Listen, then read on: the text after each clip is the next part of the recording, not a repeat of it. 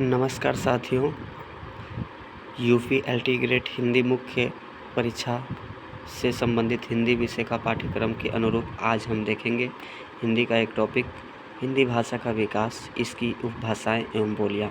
तो इस वीडियो में हम देखेंगे हिंदी भाषा का विकास।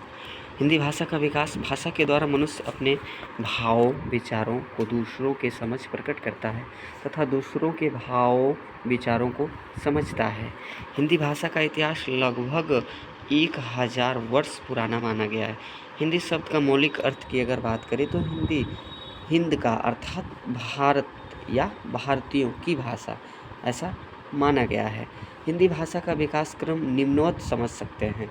सबसे पहले संस्कृत, फिर पाली, प्राकृत, अपभ्रंश, अवहट्ट हिंदी, जिसे हम आज का आधुनिक खड़ी बोली रूप मानते हैं। हिंदी शब्द का विकास कई चरणों में हुआ है, जिसमें शामिल है सिंधु से हिंदू, फिर इसमें ई प्रत्यय आता है, इसके बाद हिंदी शब्द बनता है। हिंदी एक फारसी भाषा का शब्द है। अगर हम भाषा की परिभाषा की बात करें तो भाषा यादृच्छिक रूढ़ उच्चरित संकेत की वह प्रणाली है जिसके माध्यम से मनुष्य परस्पर विचार विनिमय, सहयोग तथा भावाभिव्यक्ति करता है। आचार्य देवेंद्रनाथ शर्मा का यह कथन है भाषा के संबंध में। विश्व की लगभग 3000 भाषाओं को मुख्यतः 13 भाषा परिवारों में विभक्त किया गया है, जिनमें भारत में 4 भाषा परिवार प्रमुखतः मिलते हैं। इसको हम देखते हैं।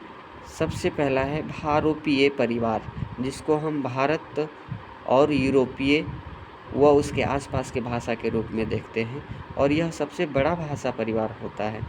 इसके बोलने वालों का प्रतिशत यानी भारोपीय भाषा परिवारों का बोलने वालों का प्रतिशत जो है 73% है।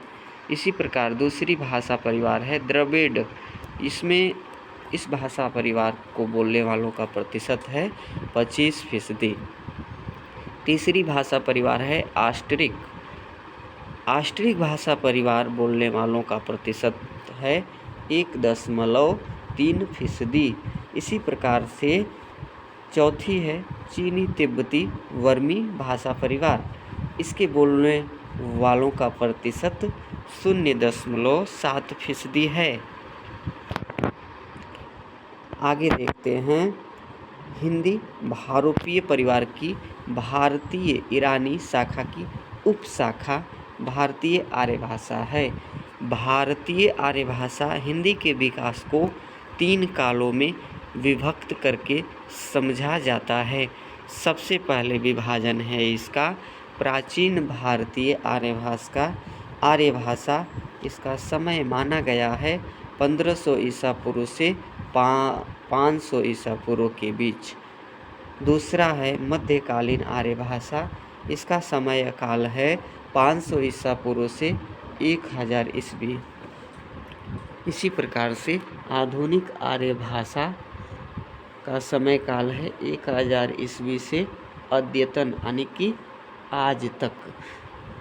अब हम देखते हैं एक एक कर आर्य भाषाएं। प्राचीन भारतीय आर्य भाषा 1500 ईसा पूर्व से 500 ईसा पूर्व इसका समय काल माना गया है, और यह प्राचीन भारतीय आर्य भाषा 2 भागों में विभक्त हो जाती है। वैदिक संस्कृत, जिसका समय काल माना गया है 1500 ईसा पूर्व से 1000 ईसा पूर्व के बीच। वैदिक संस्कृत के अंतर्गत यह मुख्य रूप से 4 भागों में विभक्त किया गया है: ऋग्वेद, यजुर्वेद, सामवेद, अथर्ववेद। इसको ही यास्क व पाणिनि द्वारा छंदस नाम प्रयुक्त किया गया। इसी प्रकार से अगर इसके विभक्त किए गए दूसरे भाग को देखते हैं तो लौकिक संस्कृत है। इसका समय काल जो है वह है 1000 ईसा पूर्व से 500 ईसा पूर्व। इसमें क्या क्या सम्मिलित है तो ये आधुनिक संस्कृत होती है, जिसमें वाल्मीकि कृत रामायण आता है, वेद व्यास कृत महाभारत सहित पुराण आदि मिलती हैं रचनाएं। आगे अगर हम बात करें मध्यकालीन आर्य भाषाएं, भारतीय आर्य भाषाएं, तो इसमें भी इसमें 3 भाषाएं विकसित हुई हैं। सबसे पहले है प्रथम प्राकृत, जिसे हम पाली बोलते हैं। इसका समय काल है 500 ईसा पूर्व से 1 ईस्वी तक। भारत की प्रथम देश भाषा इसको ही कहा गया है। तथागत बुद्ध, बौद्ध धर्म के जो भी सारे उपदेश बुद्ध ने दिए इसी भाषा में दिए, क्योंकि यह उस समय की जन भाषा हुआ करती थी। इसी प्रकार से द्वितीय प्राकृत काल, जिसको हम प्राकृत भाषा के रूप में जानते हैं, इसका समयकाल है 1 ईस्वी से 500 ईस्वी तक। इसमें जैन धर्म के बहुत बड़े उपासक भगवान महावीर के सारे उपदेश इसी भाषा में उस समय प्रचारित या प्रवचन दिए जा रहे थे।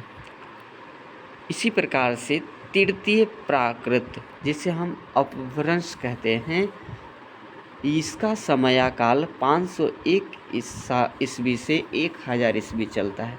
इसमें क्या क्या सम्मिलित है?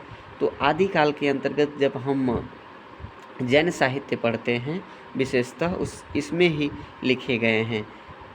इसमें स्वयंभू रचित पयिम चरियु की बात आती है, जिसे आचार्य रामचंद्र शुक्ल, जो कि हिंदी के बहुत बड़े इतिहासकार और आलोचक हुए जी, इनकी भाषा को क्या कहते हैं? प्राकृताभास कहा है। इसी प्रकार से अपभ्रंश को चंद्रधर शर्मा गुलेरी ने इसे पुरानी हिंदी कहा है। विद्यापति कहते हैं अपभ्रंश को देसिल बैना कहकर देश भाषा कहा है। आगे बात करते हैं तीसरी आर्य भाषा, जिसे हम आधुनिक भारतीय आर्य भाषा के नाम से जानते हैं, और इसका समयकाल है 1000 ईस्वी से अद्यतन अर्थात निरंतर अब तक, जिसमें सारी भाषाएं शामिल हैं आधुनिक, जैसे हिंदी, गुजराती, पंजाबी इत्यादि। यह वीडियो आपको कैसा लगा हमें ज़रूर बताने की कृपा करें। ठीक है साथियों, और चैनल पर आए हैं तो ज़रूर कमेंट करें। बहुत बहुत धन्यवाद।